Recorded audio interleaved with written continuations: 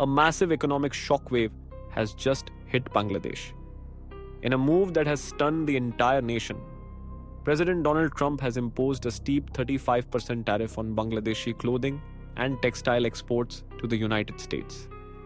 For a country where the garment industry is the backbone of the economy, this feels like an economic earthquake. Factories are in panic mode. Workers are anxious about their livelihoods, and Nobel laureate Muhammad Yunus, a global symbol of Bangladesh's rise from poverty, is sounding the alarm. But amid this chaos, there's a twist. India might actually find an unexpected opportunity. So, what's really happening? Why did Trump take this drastic step? And what ripple effects will it have across South Asia and beyond? Let's start at the beginning. Bangladesh is a powerhouse in the global clothing industry, second only to China. The ready-made garment sector is the heart of its economy, making up about 85% of the country's exports. Millions of people, especially women, rely on these jobs to support their families.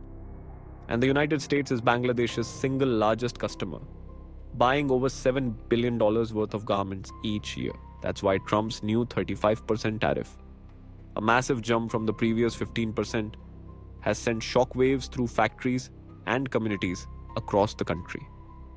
Orders are being cancelled. The future looks uncertain. For Bangladesh, the stakes couldn't be higher. But why did President Trump single out Bangladesh, a country far smaller than trade giants like China?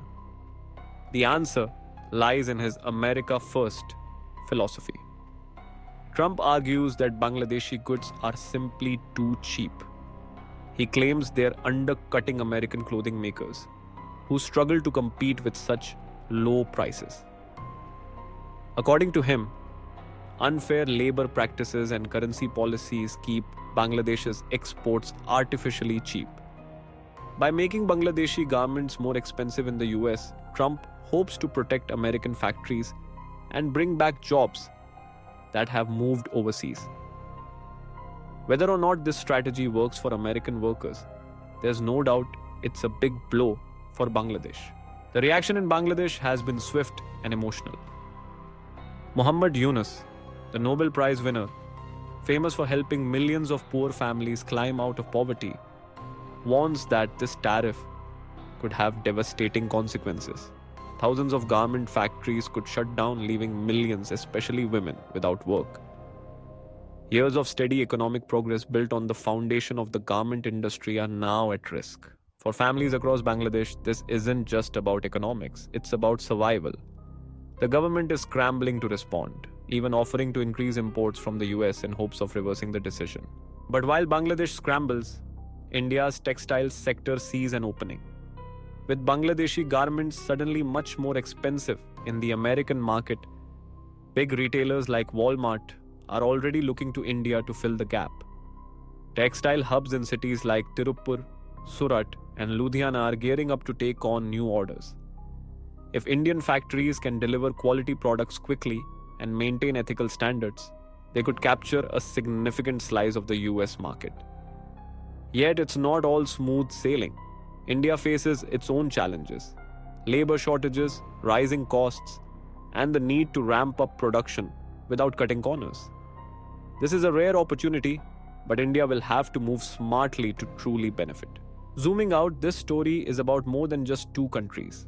It's a warning sign for the global economy. Trade wars and tariffs can hit unexpected targets, and even smaller players like Bangladesh can get caught in the crossfire between bigger powers. For all countries, there's a lesson here. Don't put all your eggs in one basket. Relying too heavily on a single export market is risky in an unpredictable world. Bangladesh now faces a tough road, but by diversifying into markets like Europe, the Middle East, and Japan, it can build a stronger, more resilient future. Meanwhile, India stands at the threshold of a new era in global trade, if it can seize the moment.